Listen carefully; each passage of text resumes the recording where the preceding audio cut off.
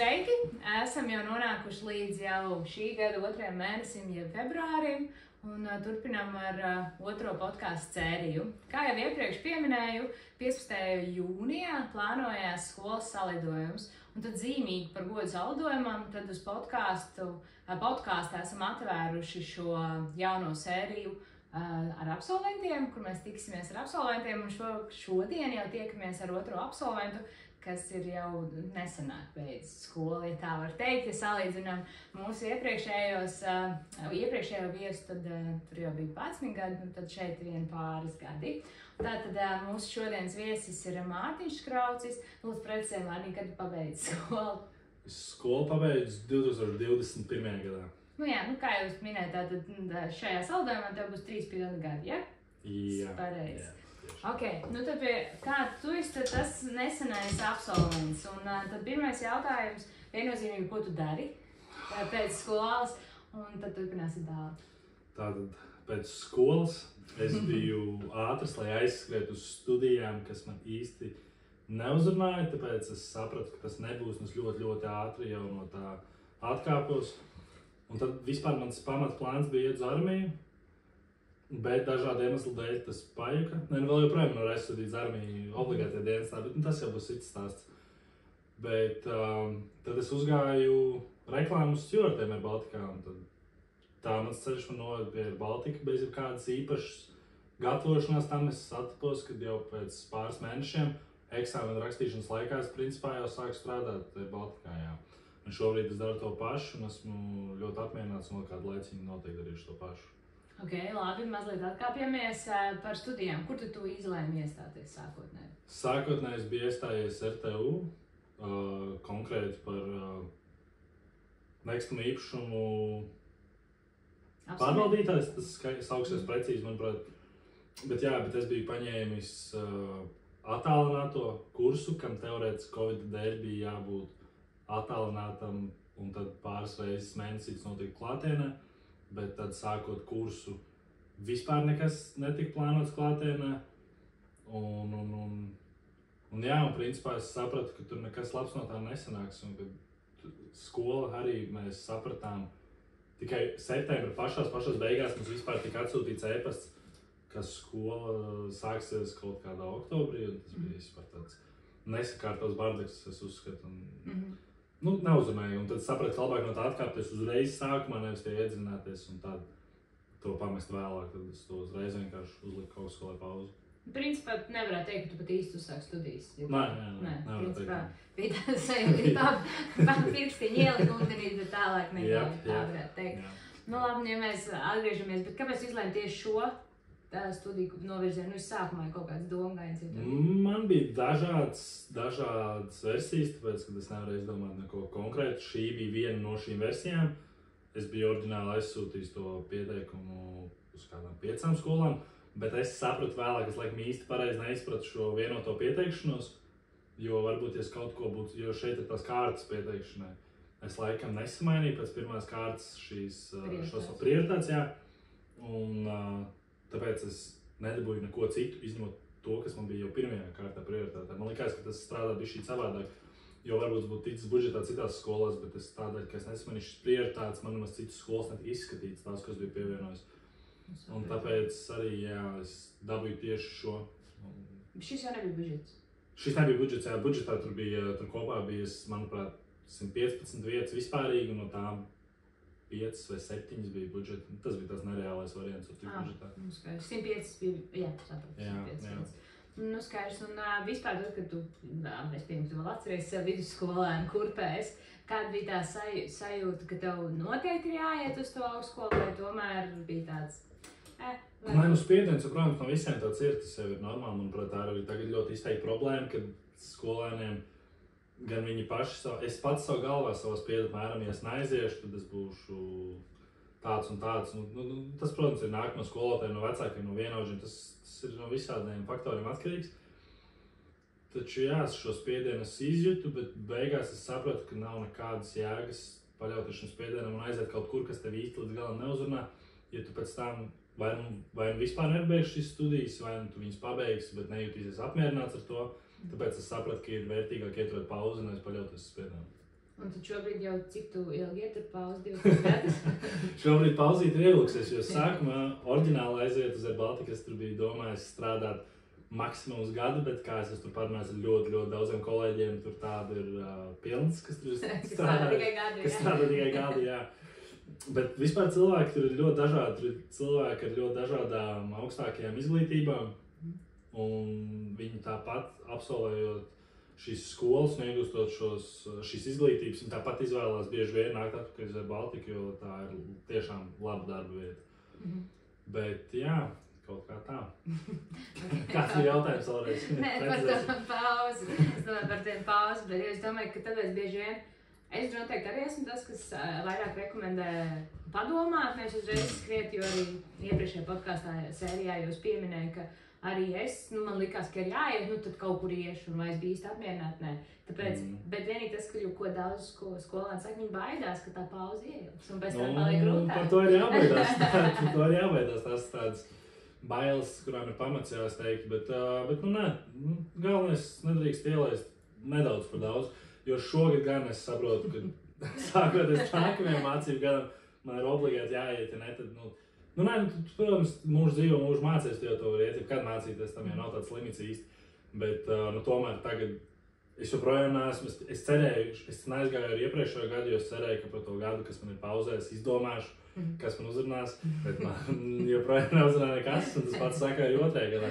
Un šobrīd jau kaut kas un šobrīd jau atkal, ja mēs esam nonākuši pie šī paša ceļa, ka man īsti neuzrunā nekas, bet nē. Kaut kādas intereses jau nav tikai tāds viens konkrēts, bet es atkal darīšu tieši tāpat, ka es aizsūtīšu uz vairākiem labākiem variantiem šos pieteikumus, un tad es centīšos kaut kur budžetā tikt, visticamāk, lai, ja tas nav tās, ko es gribu šausmīgi darīt, lai es par to naudu nemaksāju, bet, jā, tad jau redzēsim, bet vispār jā, ar nākamo mācību gadu es būšu students tomēr atkal. Šis tiks ierakstīts, tāpēc, varēs atcerēt. Jā, tieši tā. Septembrī, un ir kaut kas, uz kurien jau tu skaties, jau zini, ir kaut kāds es domāju, Nē, kaut kāds variants jau es izsvaru visu laiku, bet tā, kad es pamostos un rūpīgi, cītīgi būtu skatījies studiju variants, tā, diemžēl, nav bijis. Tu strādā aviācijas jomā, neesi apsvērts domu kaut ko par aviāciju? Jā, protams, šis arī ir viens no lielākajiem variantiem, ko es šobrīd apsveru. Visticamākajiem variantiem. Jo aviācijas nozare īstenībā, pirms es sāku tajā strādāt, es vispār neiedomājos, cik tā ir plaša un cik dažādām karjeras iespējām tā ir. Bet tagad tajā esot, es redzu, ka tas ir interesanti un tā ir sakārtota nozare, kurā ir ļoti daudz dažādu iespēju. Tāpēc vienīgā problēma Latvijā ir tas, ka, ja mēs atkāpjamies no diviem variantiem, stewards vai pilots, tad, principā, iegūt šīs cita veida aviācijas izglītības ir diezgan problemātiski tieši Latvijā. Jo mums Latvijā, to īsti nevar izdarīt. To var izdarīt, bet ne tādās īsti labās skolās. Principā, jā, ja tu to vēlēs, teiksim, to aviācijas vadību mācīties vai kaut ko tam līdzīgi, tad tev ir jādodas uz ārzemēm. Un kas ir tuvākais? Un tuvākais, ko es biju redzējis, kas ir tiešām laba skola, cik es biju papētījis, tas ir Tallinā, ja nemaldos, tas bija aviācijas akadēmija vai aviācijas institūts. Bet tepat nav nekur baigi. Jā, ne Tallinā satunies, bet Tartu, jā, bet tas arī. Bet tur ir jāmaksā diezgan samaksas salīdzinoši Latvijas skolām, vispārīgi salīdzinoši. Kā tā būtu? Manuprāt, bija semestrī pat 3000 varbūt, bet jāmaksās 3 gadi. Jā, pusgadā. Tāpēc tas nav tas lētākais. Bet budžets tev ir ļoti. Nē, protams, nav arī dārgākais, var atrast dārgāk, jā, bet tas nav arī lēti, teiksim tā, jā. Tā. Jā, labi, skaidrs. Tad katrā ziņā septembrī mēs pieturamies, un tad jau redzēs, kur tie jāizpildīs. Un ja kas, tad kļūdīties jau arī vairākas reizes. Izstāties un iestāties. Mūsu dzīvo, mūsu mācās. Jā, tieši tā. Vienīgi, jo vecāks paliek, jo paliek grūtāk, jo visādi citas lietas, ar ko apvienot studijas. Bet labi, vēl mazliet, pirms mēs nonākam pie tās darba, atkāpjamies, tu esi tas jaunietis skolēns, kurš izdzīvoja Covid laiku pēdējos mācību gados. Ko tu vari pastāstīt, kā tev tas ietekmē, jo manuprāt, cik es novēroju, ka tie, kas ir Covid laikā mācījušies, tie tagad vispār tā skatās uz to vidusskolu, ka varbūt labāk iet mācīties, varbūt nemācīties, ka var nevis mācīties, bet atvainojies strādāt, un ka varbūt vidusskola tā... uz Nu, otru jā, soļu. es piekrītu. Nu, tas arī atkarīgs, viss, protams, ir no cilvēka galu galā. Man personīgi jau pirms Covid laika nebija īsti šīs motivācijas tieši skolā sēdēt un mācīties. Ja? Tāpēc pēc Covid laika tas vispār likās, ka neiespējami, jo tad, kad 2 gadus bija, mēs bijām tieši tas vecums, man liekas, tieši tā klase, kas paspēja maksimāli daudz nosēdēt mājās tieši mācību Kurš gads tev bija? Nu, pēc klases vecs, es domāju, 8. Kad sākās Covid, tieši tā ziema, tas janvāris, ja nemaldos, tas bija, kad sākās Covid, es tad gāju 10. klasē. Tad mēs bijām iesākuši 10. klases 1. semestru, un tad sākās Covid. Tad mēs tur saraustīti kaut kad atgriezāmies, un pēdējo reizi mēs, man liekas, atgriezāmies 12. klasē. Bet, man liekas, ne no paša sākuma, bet arī vidus. Kaut kas tāds. Varētu būt kaut kas tam līdzīgs. Pilns gads mācību, man liekas, no vidusskolā nav bijis. Tāpēc es īsti nevarētu teikt, ka mums bija vidusskolas pieredze, jo mēs vien tie, kuriem visvairāk tika izšķirēta šī vidusskola. Un, jā, un tad jau viss ir atkarīgs no cilvēka. Mācoties mājās, nu tev pavarās iespējas špikot, norakstīt tos darbus. Un, nu, jā, tiešām nevarēšu skolā, tev ir laikā špikoja. Pavarās tāda iespēja, jā. Nu, tad jau bija atkarīgs no cilvēka. Tie, kas to nedarīja, nu, bija kas cilvēki, kas mācījās, bija cilvēki tādi kā es un daudz citi, kur īpaši nemācījās. Bet nu, tas ar kā kuram paveicās, nu, ar gudru galvu tā teikt, un es nezinu, es uzskatu, ka es nemācījos vidusskolu īpaši, pat tad, kad es atnācu atpakaļ pēc šī Covid uz to vismaz 12. klases periodu kaut kādu, tu esi tik ilgi jau nosēdējis mājās un pieredzis neko nedarīt, ka tu aiziet uz skolu, nekas īpaši nemainījās sajūtās. Un tad turpinājās tieši tāpat sēdēšana, nekā nedarīšana. Bet, nu, eksāmenis atzīmes un varbūt beigās nebija tik labs, cik es gribēju, bet, nu, atzīmes, kā mēs zinām, kas tiek skolēniem iestāstīts, ka viņas ir ļoti svarīgas, tā nav. Nevienai augstskolā, principā, neinteresē, kādas jums ir atzīmes, tāpēc uz to lūdzu. Nu, ļoti maz tādas skolas ir. Principā, ja skolotājs saka, atzīmes ļoti svarīgas, meli. Bet eksāmena rezultāti gan ir diezgan svarīgi priekš augstskolām, bet, nu, tos arī uzrakstīju, manuprāt, samērā labi. Labāk nekā katrā ziņā bija cilvēki vienkārši, es zinu, kas ir reāli mācījušies un kuriem vidējās ir 10. Bet tad viņi aiziet uz eksāmenu un dabūna sliktu rezultātu. Nu, tad tu vari izvērtēt šo mācību īstenībā kvalitāti un procesu, kā tas ir. Ja teorētiski, manuprāt, vajadzētu tavam vērtējumam skolā kaut kā arī būt līdzinam ar to zināšanu līmeni. Samērīgam, jā. Bet, nu jā, bet tad mēs redzam, ka tas tā nestrādā, jo ir cilvēki, kas ir teicamnieki skolā un pēc tam eksāmenos viņi nav teicamnieki. Tātad tās nav zināšanas. Viņš šīs atzīmes ir dabūjuši vienkārši. Nu, lienot skolotājiem. Šo mēs lai nav cenzūra jāliek, tas ir jau neliksi. Bet tu domā, ka tas ir vienmēr tikai tāpēc, ka viņi spēja labi sarunāties ar skolotājiem? Nu, nē, protams, vienkārši ir cilvēki, kam tas ir, kam pat ir vieglāk skolā, viņi samācās uz kontroleru, bet tad reāli tās zināšanas viņiem izplēm. Nu, es kaut kā pat neatceros, kad pēdējo reizi, teiksim, matemātikas stundā būtu mācījies, bet to eksāmenu es bija lietas, kuras eksāmenu atstāja baltu lapu, jā, tāpēc, ka es tiešām nezināju, kas tur ir. Bet, nu, tomēr es lielāko daļu eksāmenu izpildīju, un es arī eksāmenā, manuprāt, eksāmenā matemātikas bija 46% varētu būt. Tas, man liekas, bija kāda krietnu sprīdi virs vidējā, manuprāt, tā gada. Vidējais, manuprāt, bija 30 kaut kas. Ne, protams, nav spīdošs rādītājs, es arī gribētu dabūt daudz labāk, bet tas, nu, es biju apmērās. Lapas ir ok. Tieši tā, tas bija diezgan ok. Un tas arī ir visgrūtākais priekšmets, kur to rakstīt, manuprāt. Bet jā, principā tā. Kur tu vēl rakstīji matemātikā, tad tev bija angļu valoda? Angļu valoda un latviešu valoda. Jums tev vēl nebija tie augstā līmeņi? Nē, mums vēl paveicās, mēs vēl bijām veiksmīgajā. Un kur bija, lai nokārtot, tev tajā brīdī bija 5 vai 10%? 5, man liekas. Tajā mirklī vispār bija 5%, jā.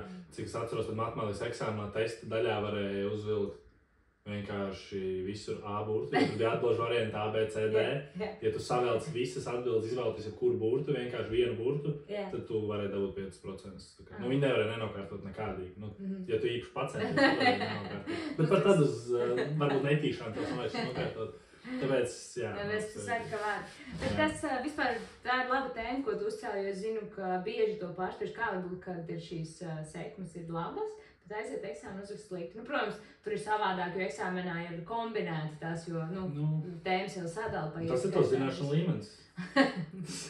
Jā, bet ir kaut kas, ko tu nevari, tā aiziet un uzrakstīt, ir kam matemātika padodas, kam nepadodas, es domāju. Bet tieši tā. Un bet vienalga tas nemaina to, ka šīm atzīmēm mācību procesā vajadzētu kaut cik būt vismaz vienā līmenī ar šiem eksāmenu rezultātiem, jo tam vajadzētu atspoguļot tomēr to, kā tu esi iemācījies. Jo skolā, vismaz no skolas puses, uz tevi tiek likts šis, ja tev ir slikts, nu, teiksim, tev var izmest no skolas, tev ir slikts atzīmes. Vidusskolā, jā. Nu, bet eksāmenus tāpat var uzrakstīt, varbūt labāk nekā tie, kam ir šīs labās atzīmes. Tas, principā, atzīmes, nu, mācību procesam vajadzētu būt.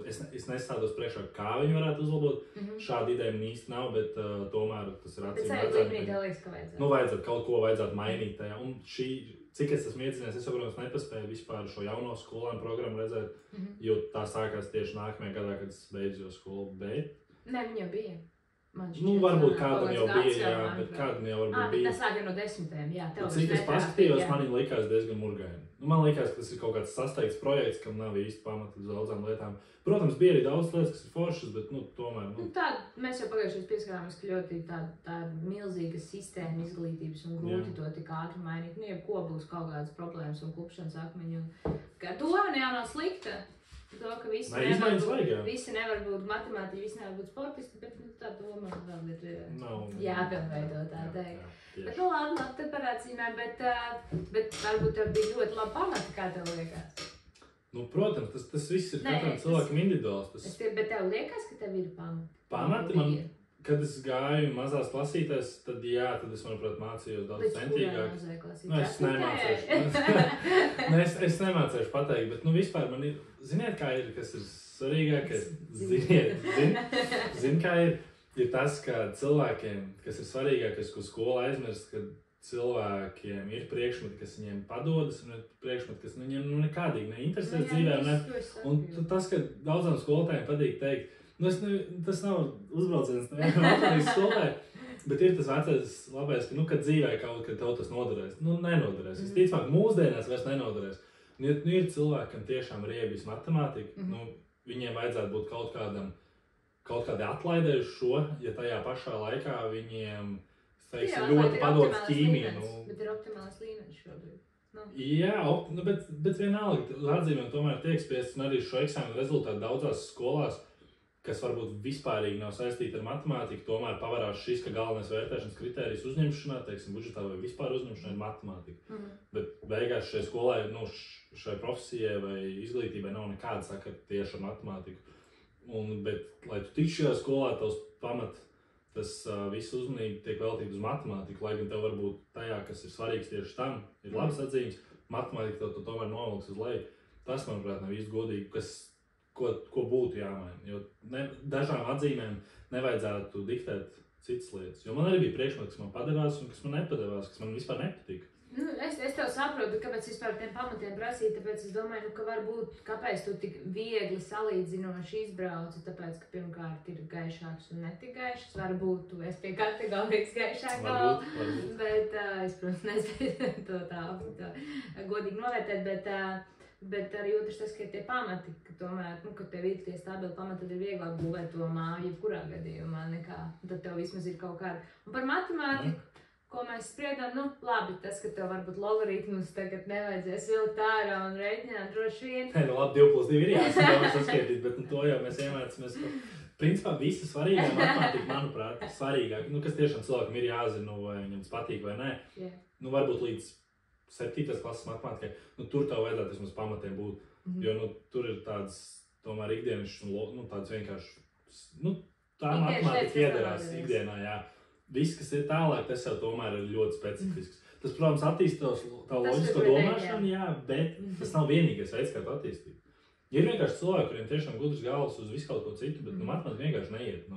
Ko tu izdarīsi? Tu tagad neļaus tam cilvēkam būt tas, kas viņš vēlas, tāpēc, bet tev nešķiet, kā korelē loģiskā domāšana ar matemātikas izpratni? Jo zemāks zināšanas par matemātiku, jo mazāk loģiskā jā, bet nē, tas ir matemātika vienkārši ļoti bieži izpauž, sanāk, ka viņa slīd pa vienu līniju ar tavu loģisko domāšanu, bet es tam nepiekrītu. Jo es saku, manuprāt, man loģiska domāšana ir pietiekama augsta. Es varu izdomāt diezgan daudz ko loģisku. Bet tu 46% būtu matemātikā. Jā, bet tieši tā, bet es principā, es to dabūju loģiski izspriežot to, kas tur ir rakstīts. Tajā mirklī, kad sākās kaut kādas formulas, kas ir jāzina kaut kādos tur, algebriskos risinājumos, es vienkārši viņas nebiju mācījies, tu nevari loģiski, bet ja tu nezini formulas, kā to vispār darīt, tad tu ar loģiku to nevar izspriest. Tad, principā, man matemātikas eksāmenā arī bija tā. Tas, ko es varēju loģiski izdomāt, es to izdarīju. Tas, kur sākās jau, ka loģika pazūd, bet tev jau ir jāpieliet to kaut kādu formulu zināšanas, vai ka tu to esi rēķinājis. Zināšanu kopu. Jā, tur tajā mirklī man bija tuša lapa, jo vienkārši es neesmu to mācījies, neesmu iedzinājies. Un tu nevari loģiski izprast, kā pēkšņi kaut kādas formulas izdomāt. Tu nevari to izdarīt. Varbūt vari, ja tu esi ģēnijs, bet tā jau ir cita veida loģika. To mēs vēl neesam satikuši. Jā, tieši tā. Labi, mēs tagad ļoti plaši un gari par matemātiku un vispārējo, tad aiziet tā kā matemātika. Cerams, matemātikas skolotāji. Nē, bet matemātikas skolotāji ir viens vispār slikts vārds, vai pārmest. Tas ir uz katru pašu, vai viņš mācās vai nē. Jūs ļoti labi. Labi, cerams, matemātikas skolotāji noklausīsies un to dzirdēs, bet par Covid vēl mazliet un par to, vai neliekas, ka tas Covid arī ir ievies tādu citu domāšanas veidu, jo pirms tam mēs pat, es mācījos skolu, bet nebija tāda opcija attālināti, tur kaut ko tur pašmācību, manuprāt, tad visi mainījies, kā tu to izjūti? Jā, un tas ir foršākais, tas, kad es tagad atceros to laiku Covid. Manuprāt, mums visiem pirms Covid vispār bija cits dzīves skatījums, un manuprāt, tagad neapzināti visiem tas ir mainījies. Un mēs pat neesam pamanījuši to, kāds ir mainījies, jo principā, es domāju, mēs tagad dzīvojam līdzīgi, kā mēs dzīvojam Covid laikā. Bet pirms tam taču mēs tā nedzīvojam, pirms tam nebija tāds visādas, tieši tā attālināti visā, bet tas vēl ir sīki, bet kaut vai tāds ikdienišķs paražs, kā tikties ar cilvēkiem biežāk un tā. Manuprāt, pirms Covid tas bija nedaudz izteiktāks, bet tagad mēs pieredām dzīvot šos 2 vai pat 3 gadus tajā Covid laikā. Un, man liekas, mēs neapzināti turpinam to vilkt pat tad, kad nav Covid. Un tas ir kaut kā iespējas sabiedrības domāšanu kopumā, es uzskatu. Bet, mini tikšanos, tev liekas, ka Covid ir veicinājis tieši tikšanos? Nē, tieši, kad cilvēki pierada, ka visu var darīt attālinātāk, ka mazāk socializēties. Kad cilvēki var iztikt ar mazāk cilvēciskā kontaktu vienkārši. Daudz tagad pierada Covid laikā, teiksim, sēdēt mājās un tur nevis katru dienu tur iet satikties ar kādu. Es domāju, ka viņi to arī turpina piekopt, varbūt pat neapzināti tagad. Tas laikās, tas ir tik nesen noticis, bet tas laikās, ka tas būtu bijis vispār šajā realitātē, es nezinu. Jā, es liekas tās dīvains. Tieši tā, vienkārši neaprakstām sajūtā, vienkārši viss liekas dīvains pēc tā Covid.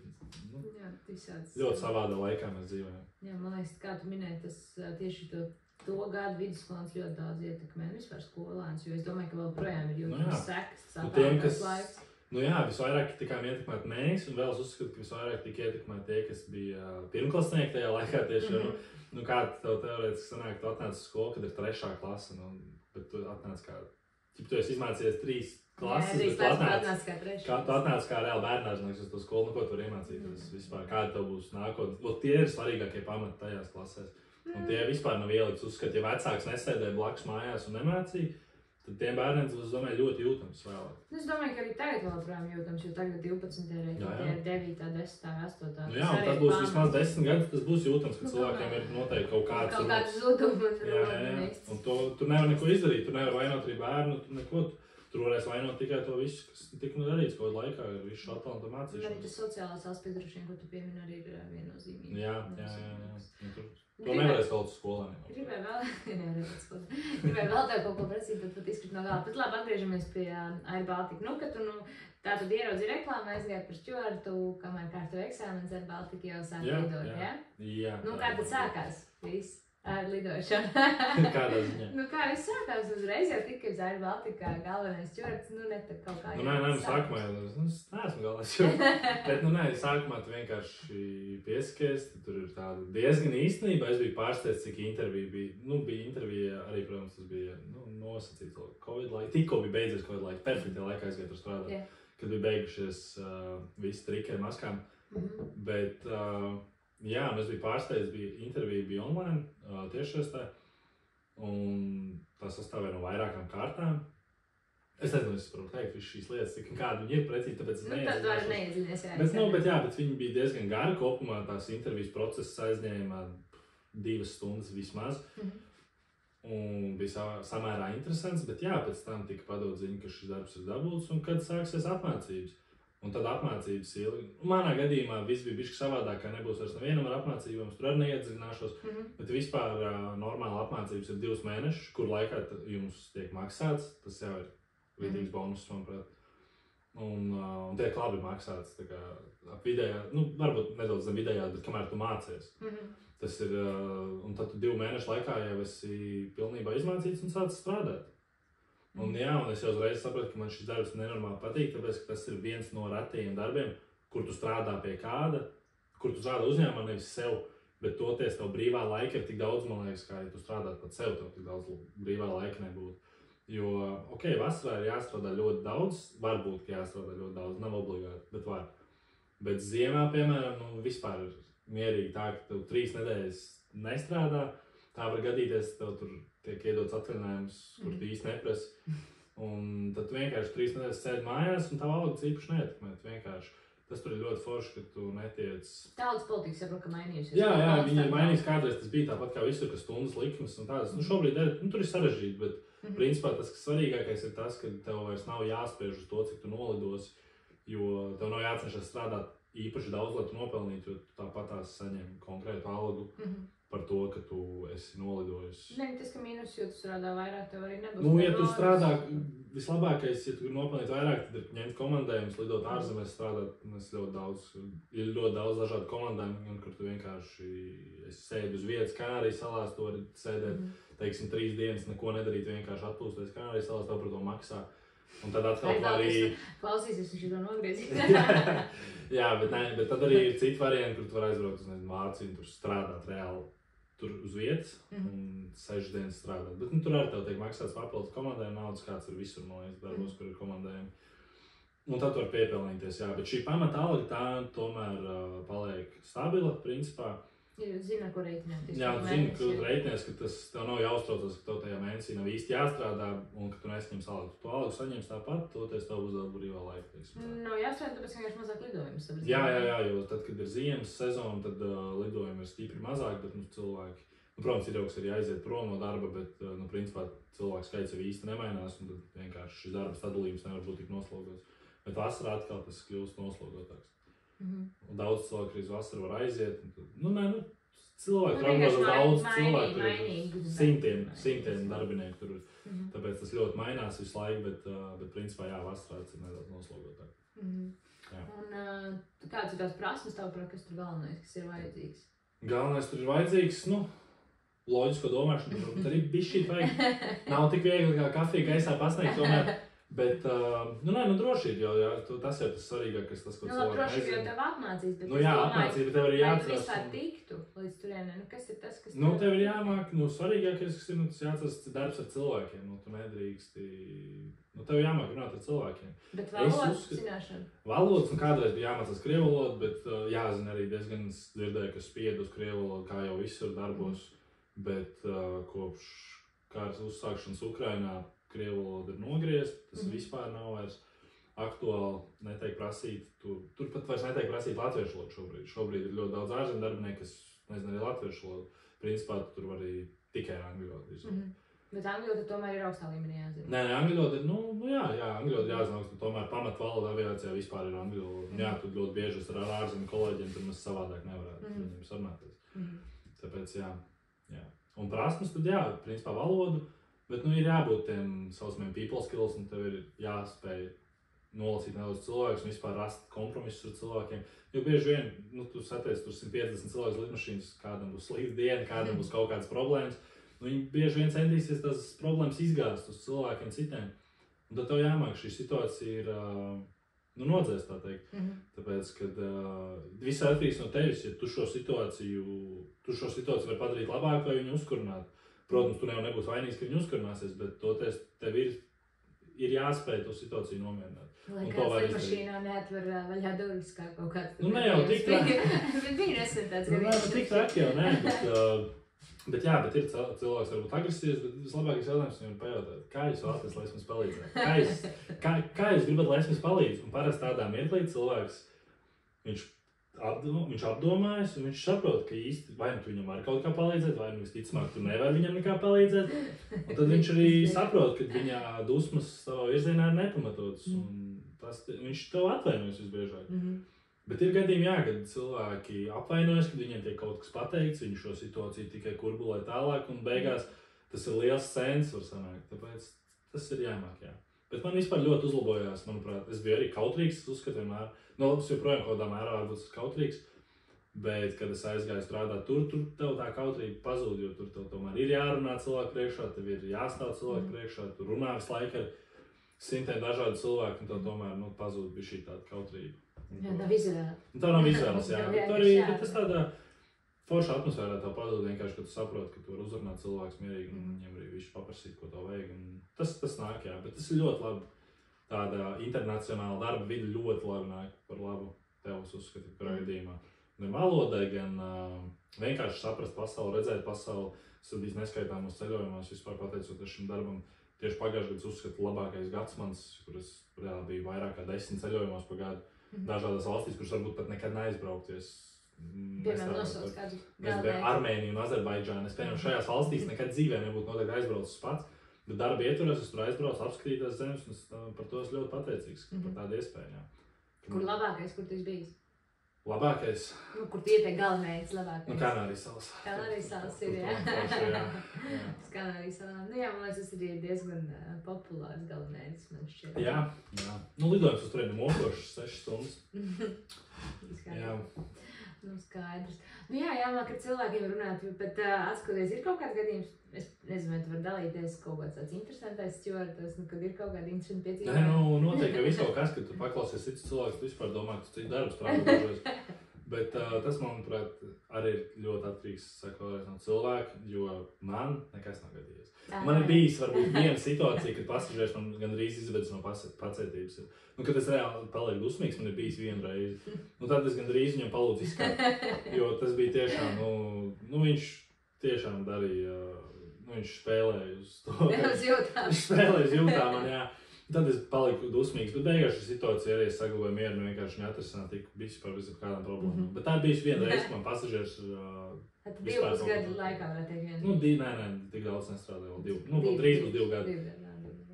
Jā, tā kā, bet ir cilvēki, kam ir bieži vien visādas saskarsmes. Tas ir tiešām ir kā gadās, jā. Jā, tas ir tava veiksme, kāds cilvēks tu patrāpies tajā lidmašīnā un kāds tu pats, bet galā to satikt visādas cilvēks, bet tas ir no tevs atkarīgs, vai tu viņš... Kā tu ar viņiem runās un dalīsies. Bet nav nogurdinošs laiks vispār ar darbs cilvēkiem konsultēt? Ja tu strādā 6 dienas no vietas, tad tu jau sāc just, ka tev nedaudz jau ir gan nogurums un tās lidošanas, tomēr jau tas darbs ir fiziski viegls, bet tomēr visu laiku šī spiediena maiņa lidojot, tas jau tev uz ķermeni atstāja bija šī tāda noguruma iespēja.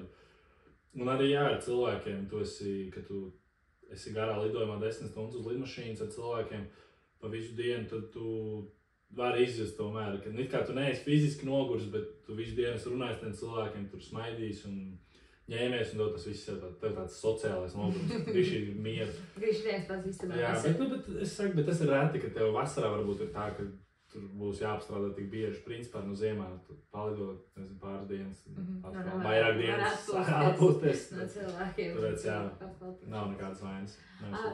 Tu iemini to, ka tas spiediena maiņas, tas kaut kādā veidā mēdz ietekmēt veselību, es nezinu, kaut ko izsaka. Jā, es esmu dzirdējis, ka ietekmē.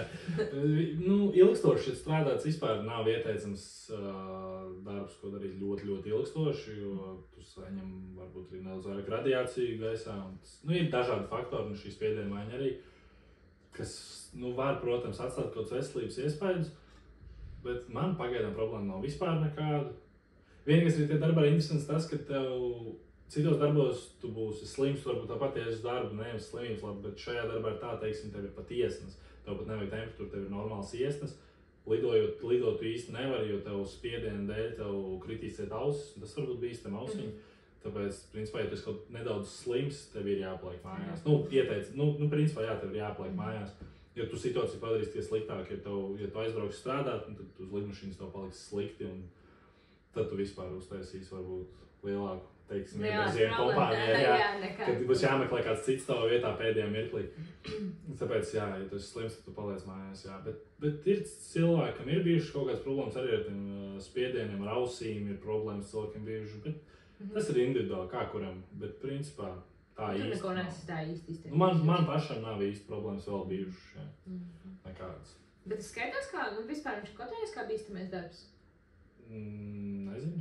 Es domāju, ka nē. Bīstams darbs, un cik bīstams tev vēl nokrita ar lidmašīnu. Tik bīstams. Bet ar lidmašīnu nav ļoti cerīgi nokrist, tāpēc... Cerīgi, tāds jau cer, ka nokritīs tā.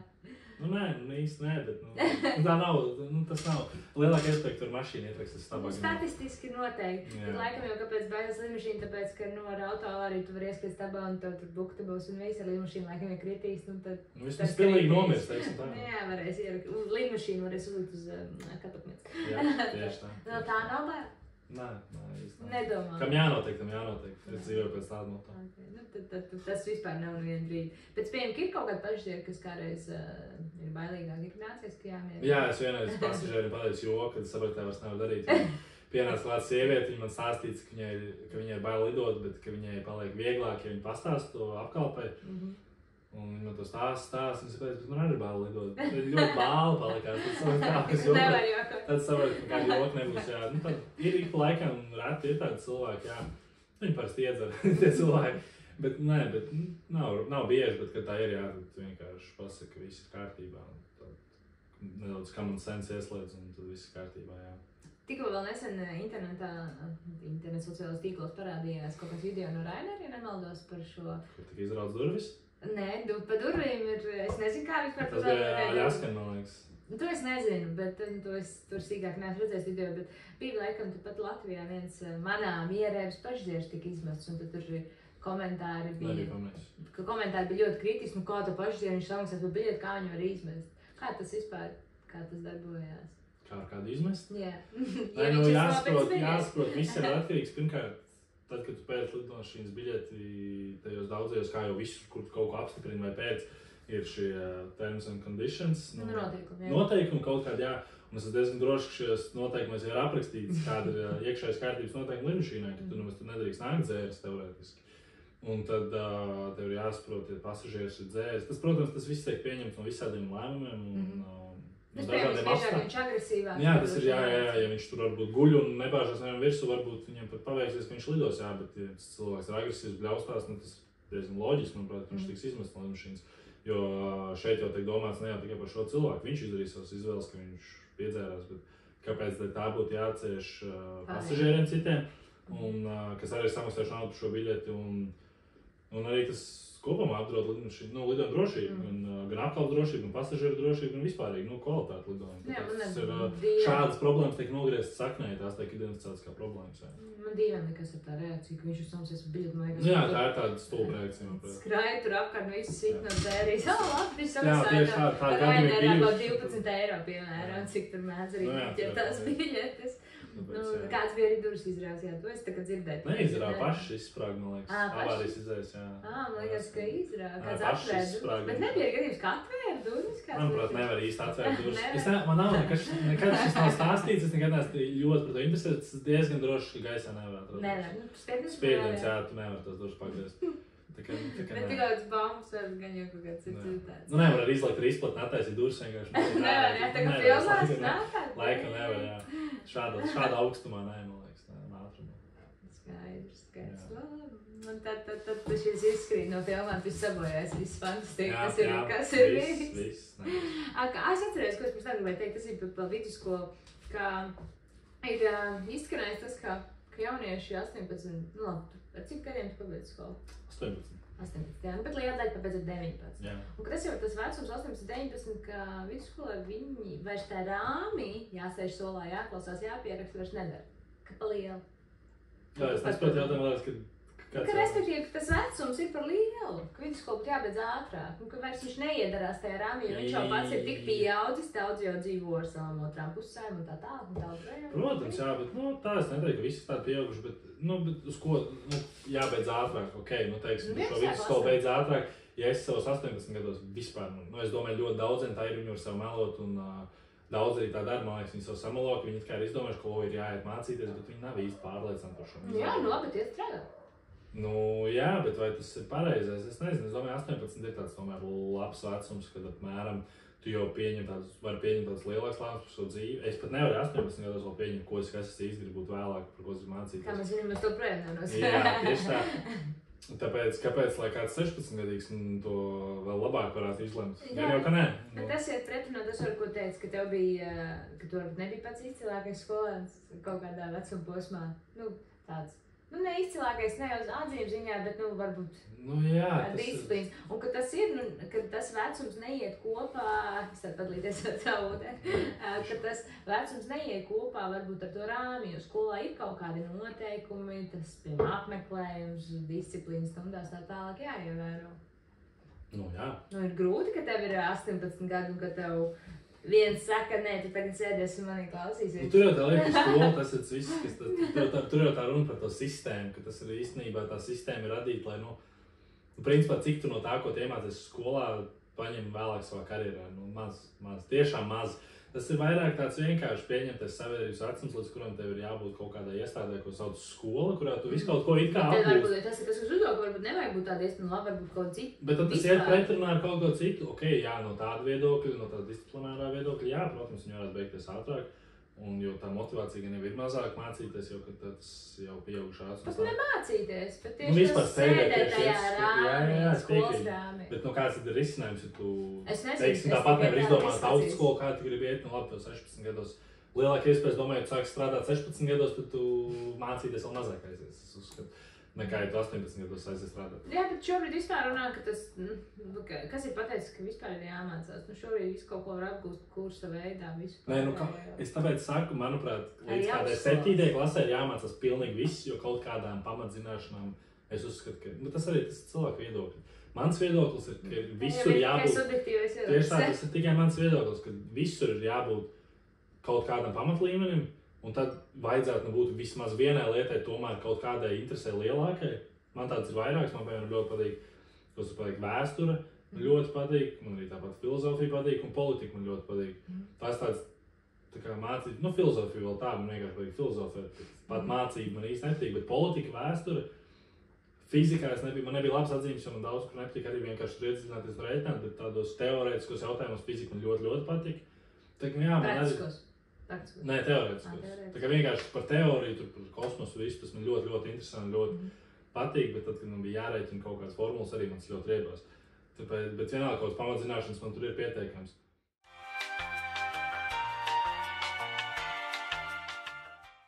Un mēs esam atpakaļ pēc pauzītes. Jā, mums bija viena tehniskā pauzīte, papildinājām ūdens glāzes. Vienkārši viņu vieglāk samontēt, mums vajag kaut kādu sāpu mierinu. Protams, jā. Tātad, kā mēs palikām?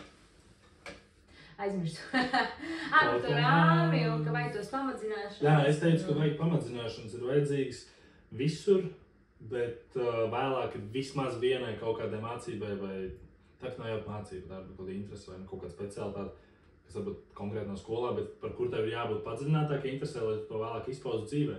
Kaut kāds ir parasts darbs, bet vienkārši par to tev ir jābūt intereses, jo interesēm ir jābūt, lai cilvēks varētu funkcionēt, es uzskatu. Bet pamatzināšanām ir jābūt visur. Nevar būt tā, ka tu esi, teiksim, matemātikā pilnīgs nulle, un tev kaut kādi vismaz mazo klasīšu jautājumu matemātika ir jāmāk atrisināt, teiks. Līdz kaut kādam izglītības līmenim, jo tomēr tā matemātika iet kopā ar dzīvi. Pēc tam tas pazūd, bet līmenī ir jāzina viss kaut kādā pamatā. Pagājušajā mums sarunā Anna teica, ka mūsu viesi, kas vietas, viņa teica, ka Pitagora teorēma ar nodara, kad ir jābūvē māja, kad ir jārēķina leņķis. Bet vai tāds nodarēs gan jau, ka nē, tu jau nebūs tas, ka būvēs to māju. Ir jau kas paši būvētāji, nav? Labi, tu iekbūvēs šo Pitagora teorēmu un tu izdarīsi, ja tu būs piemirsis viņu. Laikam jau, ja pasaulē, kurā tagad beigsies pēkšņi elektrība un internets un viss cits, tad šie matemātikas spečuki varēs, mans laiks pienācis, bet tā kā tas gan jau nenotiks, vai arī notiks, tad gan jau visam būs beigas, tad... Apakalips droši vien. Jā, tad droši vien. Anarhija sāksies vispārējais. Bet kaut kā jau jāspēj konkurēt ar to mākslīgo intelektu, ko mēs... Tu neizkonkurēsi tieši tāpat, ļoti labi punkti, viņi tāpat neizkonkurēs ar mākslīgo intelektu. Kaut vēl līmenī, tu viņu vēl vādi. Šobrīd jau iet par... bet lielākoties tas izkonkurēja tas empātiskais cilvēciskais faktors, kas šobrīd... Jā, tieši tā, ar savu loģiku tu tāpat neizkonkurēsi datoru. Mākslīgais intelekts jau tika advancēts, ka mēs parasti tie mirstīgi, bet viņi līdz galam neizprotam vispār to būtību, kā viņš attīstās un nav. Un Ilons Masks jau saka, ka viņš mums ir bīstams. Protams, jā. Tas jau ir bīstami ne jau tikai tādos lielos apmēros, es domāju, kā pasaules beigas. Tas ir vienkārši bīstam tajā, kad, kaut vai tagad skolās, ka tu vari vienkārši ierakstīt ChatGPT, lai tu uzrakst eseju, un tev tiek uzrakstīt esejus. Man arī ir iebilst rakstīt esejus, bet tas tomēr ir viens tāds mazs punktiņš, ko tu nošpikot īsti nevarēji kādreiz, kur tev bija jāieliek savu domu un savu centību kaut kādā iekšā. Tagad arī to tur vienkārši norakstīt. Tas vispār atņem tev visu, ko tavu kreativitātes kaut kādu vai izdomas faktoru. Jā, tas jāmēģina klātienē, lai nav tas opcija, bet, es tev saprotu, reizēm grūtāk, ja atkal būs kaut kāds Covid, kaut pavērsiens, tad viss, principā, var norakstīt. Tad dārzens esi, jā.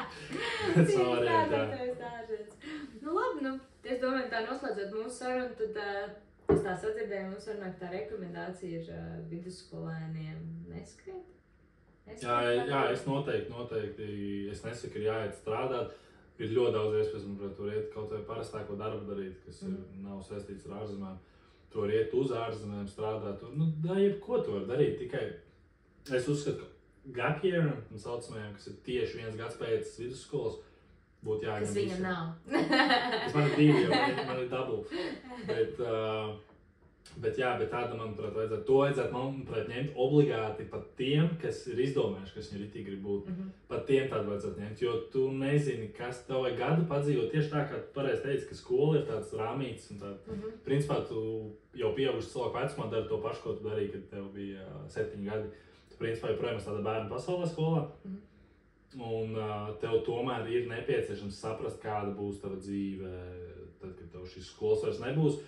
Un vai tev patīk, kaut vai tu esi tiešām izdomājis, ka tu gribi būt ārsts, pagaidi to 1 gadu padzīvo, vienkārši pastrādā, paceļot, jebko, pilnīgi, kaut vai sēdi mājās, bet vienkārši padzīvo bez skolas un vispār saproti, tev interesi uzreiz mainīsies. Iespējams nē, tad dej par ārstu.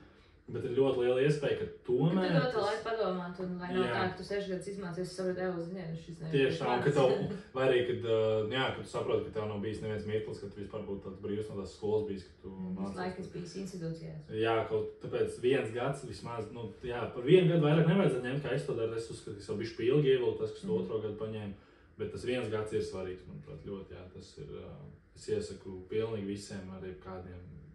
Varbūt tev ir ļoti, ka tu 100% būs tās, bet, Asars virs par šo. Ja asars virs, ka tev neļauj, ja tagad mācīties, tad tie var iet, bet principā, jāņem gads. Jā, Labi, paldies tev, Priedok, un pēdējais jautājums saldējumā būs?